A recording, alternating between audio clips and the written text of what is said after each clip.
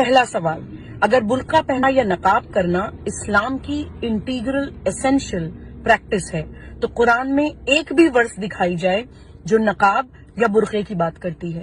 Supreme court میں جتنے وکلا، وکیل، آرگنائزیشن والے، سوشل آرگنائزیشن جو ہاتھ اٹھا رہے وہ یحفظنا دلیل ہے ہمارے لیے، اور اسلام کو صرف قرآن سمجھ کے بتائیں گے یہ خیانت ہے، یہ کفر ہے، یہ منافقت ہے۔ اسلام صرف قرآن نہیں ہے بلکہ قرآن اللہ کا آرڈر ہے، اور اس پر عملی جامع بانا، اس پر امپلیمنٹیشن والی جو زندگی ہے، اس سے امپلیمنٹیشن جو کروایا گیا وہ اسلام کا حصہ ہے۔ ریفرنس لکھ لیجئے میڈیم، سورہ احزاب آیت نمبر 33، سورہ احزاب نمبر 59، سورہ احزاب آیت نمبر 32، یہ تمام جگہوں پر پردے کا جو حکم ہے اسٹڈی کریے، اس کے بعد کسی چینل پہ یا کسی آدمی کے سامنے آپ بولیں۔ سوال جو بازار کے اندر اس وقت کیا جا رہا ہے وہ یہ کہ اسلام کے بیسک ٹیننٹس میں حجاب اور پردہ کہاں ہیں، آپ یہ بتا دیجئے۔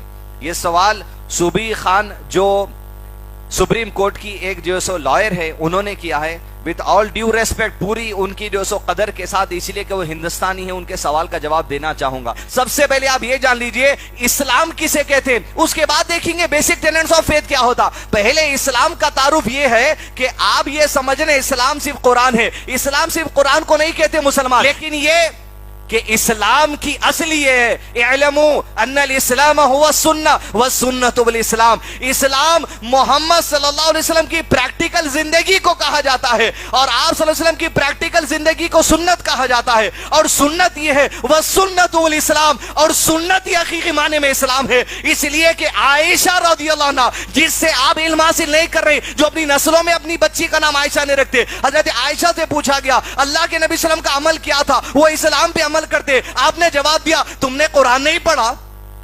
آپ نے جواب میں سوال کرا کہ اللہ کے نبی صلی اللہ علیہ وسلم کا عمل تو صرف قرآن پہ مشتمل ہوتا ہے، گویا قرآن آرڈر ہے، حکم ہے، گائیڈنس ہے، نصیحت ہے، کمانڈ ہے اللہ تعالیٰ کا، لیکن اس پر عمل کیسے کرنا چاہیے وہ محمد صلی اللہ علیہ وسلم نے بتایا۔ ان الاسلام هو السنہ والسنۃ الاسلام، قرآن کو محمد صلی اللہ علیہ وسلم کی پریکٹیکل زندگی سے جیسے آپ نے عمل کیا صرف وہ اسلام نہیں ہوتا، جیسے آپ نے عمل کروایا۔ اس لیے کہ اللہ کے نبی صلی اللہ علیہ وسلم تو پردہ نہیں کرتے تھے، آپ تو الحمدللہ انسانوں میں مردوں میں جو افضل ہے، آپ صلی اللہ علیہ وسلم نے اپنی عورتوں کو، صحابہ کی عورتوں کو جیسے پردہ کروانا سکھایا ان آیتوں کی روشنی میں، اسے کہا جاتا ہے اسلام۔ گویا میڈم آپ کا سوال ہی بے بنیاد ہے، آپ کا سوال کے اندر کوئی جان نہیں ہے۔ سوال یہ ہونا چاہیے اسلام کے اندر جو قرآن اور سنت، جو پروفیٹ صلی اللہ علیہ وسلم کی اصل زندگی ہے، صحابہ کی اصل زندگی ہے، اس میں بیسک ٹیننٹس کہاں ہیں بتائیے۔ اب اس کے بعد آئیے میڈم سورہ نور کی سورہ نمبر 24 آیت نمبر 31 ذرا پڑھ کے دیکھیے، اس کے اندر اللہ تعالیٰ نے واضح طور پر ارشاد فرمایا، اعوذ باللہ من الشیطان الرجیم، اللہ تعالیٰ ارشاد فرماتے ہیں وَقُلِ الْمُؤْمِنَاتِ يَغْضُضْنَ مِنْ أَبْصَارِهِنَّ وَيَحْفَظْنَ فُرُوجَهُنَّ وَلَا يُبْدِينَ زِينَتَهُنَّ إِلَّا مَا ظَهَرَ مِنْهَا۔ میڈم توجہ دیجئے اس الفاظ کے اوپر، وَيَحْفَظْنَا سیکیور کرنا، وَيَحْفَظْنَا سیکیور کرنا، وَيَحْفَظْنَا چھپانا، حفاظت کرنا، یہ حفاظت کرنا، وَيَحْفَظْنَا جو لفظ ہے اس میں ساری سیکیورٹی کی بات آ گئی، اور اللہ تعالیٰ کہہ رہے ہیں اپنی جو زینت ہے، آرنامنٹیشن ہے، چہرے کا میک اپ ہے، آئی لیشز ہے، تمہارے کانوں کے بالیاں ہیں، تمہارے ہاتھوں کا زیور ہے، تمہارے گلے کا زیور ہے، تمہارے گلے کا اس ہے، وَيَحْفَظْنَا یہ اپنے شوہر کے علاوہ اتفاق سے اگر والد کے سامنے ہے یا اتفاق سے بیٹے کے سامنے یہ حصہ اگر ظاہر ہو جائے تو کوئی بات نہیں، شوہر کے لیے تو سارا جسم تمہارا حلال ہے۔ وَيَحْفَظْنَا اب جو وَيَحْفَظْنَا کہا گیا اس سے مراد ہے سیکیور کرنا، اس سے مراد ہے ڈھانپنا، اس سے مراد ہے چھپانا۔ اسلام سیکھیے۔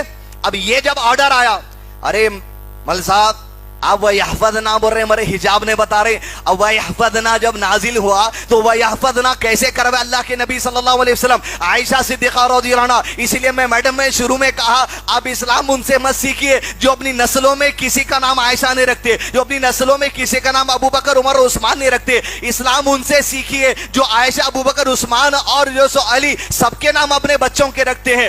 میڈم یہ سنیے اس بات کو کہ جہاں اللہ تعالیٰ نے کہا وَيَحْفَظْنَا، عائشہ صدیقہ رضی रज़ियल्लाहु अन्हा, जो अल्लाह के नबी सल्लल्लाहु अलैहि वसल्लम के घर में रहती थी, आपसे दीन सीखती थी, आपसे पर्दा सीखती थी, आपसे हिजाब सीखती थी, ये आयत नाजिल हुई। वयहफज़ना की मिसाल सुनिए मैडम, सुनिए इस बात को। जब लड़की या औरत तवाफ के लिए जाती है, हज करने के लिए जाती है, उम्रा करने के लिए जाती है, उसका सारा जिस्म तो सतर है, लेकिन ये इस्लामिक टीचिंग्स है, बेसिक फेथ में, बेसिक टेनेंट्स में बात आती है कि औरत तवाफ करते वक्त में अपने चेहरा खुला रखेगी, अपने हाथ खुला रखेगी। लेकिन आयशा सिद्दीक़ा रज़ियल्लाहु अन्हा अपनी सहेलियां जो औरतें होती थी अलग ग्रुप बनाकर तवाफ करती थी, इधर मर्द अलग ग्रुप बनाकर तवाफ करते थे। होता ये कि हजरत आयशा और दीगर औरतों को जो तवाफ करते वक्त हज और उम्रा में ये चेहरा खुला रखने के लिए कहा गया। वयहफज़ना का मीनिंग देख लीजिए, क्योंकि प्रैक्टिकल तरीका इस्लाम होता है, ये तो कमांड है, ये तो ऑर्डर है। प्रैक्टिकल तरीका हजरत आयशा करती हैं, आप तवाफ करती जाती, लेकिन इत्तेफाक से जहां हुक्म इस बात का है तवाफ के वक्त में अपने चेहरे को खुला रखो, लेकिन इत्तेफाक से जब मर्द हजरात का गुजर अगर इत्तेफाक से सामने से होता, अम्मा आयशा खुद और औरतें दूसरे भी अपने चेहरे पर निकाब डाल के ढांप लेती। वयहफज़ना ये है जबकि चेहरा खुला रखना है, जब तवाफ के मौके पर गैर मर्द आ जाए तो चेहरा ढांकना है। तो आम जिंदगी में वयहफज़ना का मतलब ये है, नबी सल्लल्लाहु अलैहि वसल्लम ने सिखाया औरत का सारा बदन सतर है। ये बेसिक फेथ है हमारा।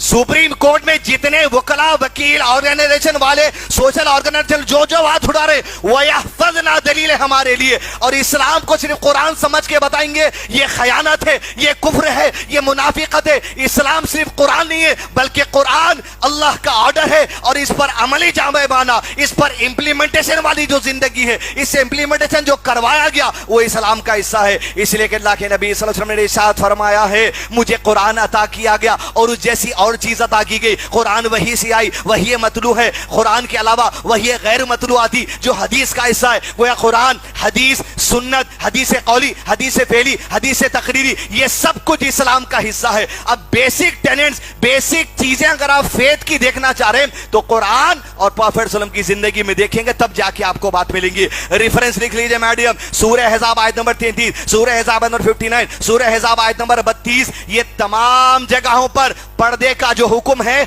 स्टडी करिए। उसके बाद किसी चैनल पे या किसी आदमी के सामने आप बोले, हम जैसे लोगों के सामने ये बात हंसी की हो जाती है, लेकिन विद ऑल ड्यू रेस्पेक्ट आपको हंसी उड़ाते हुए नहीं, लेकिन दीन की तालीम आप तक पहुंचाना मेरी जिम्मेदारी है। दोस्तों, इस पर आपकी क्या राय है कमेंट करके ज़रूर बताइए, और इस वीडियो को लाइक और शेयर भी कर दीजिए।